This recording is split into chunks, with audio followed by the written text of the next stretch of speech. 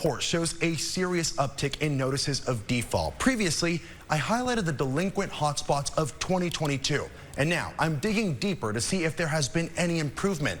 Instead, I found a 41% increase in 2024, revealing foreclosures are increasing across the valley. It's a disturbing trend that can affect every local. Cost of living is so high that I live from paycheck to paycheck and I can barely make it. Yolanda Perkins' story is becoming all too common across Southern Nevada. Are you having to readjust your budgeting just to afford the roof over your head? Yes, and I work 2 jobs.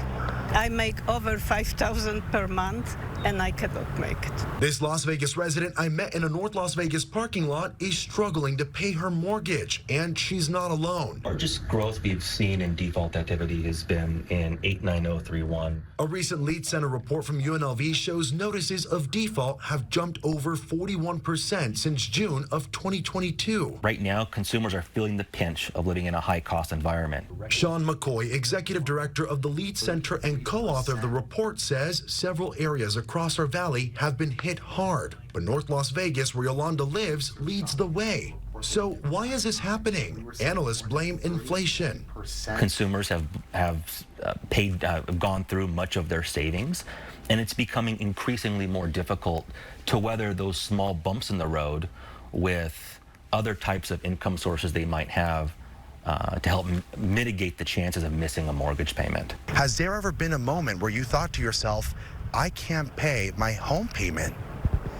Yes, I mean, I'm coming close to that, you know, I question myself how it will be. Could there be another real estate crisis like what we saw in 2008? The core difference between today's market and what we saw in 2008 is that housing prices are resilient. Home prices, if anything, have been rising.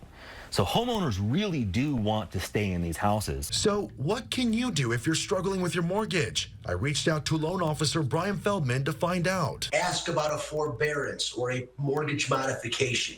Those might be the 2 things that are the most helpful initially if they want to keep the home to try to do that. While that may be a solution, Yolanda hopes the cost of living in Las Vegas becomes more affordable. You go to a grocery store and in the past you spent $30, now it's over $100. And with my second job, I don't know, I would be done. I probably would end up on the street.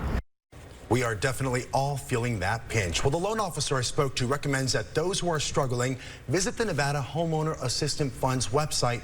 I'll post a link under this story at ktmv.com/NOD in LV.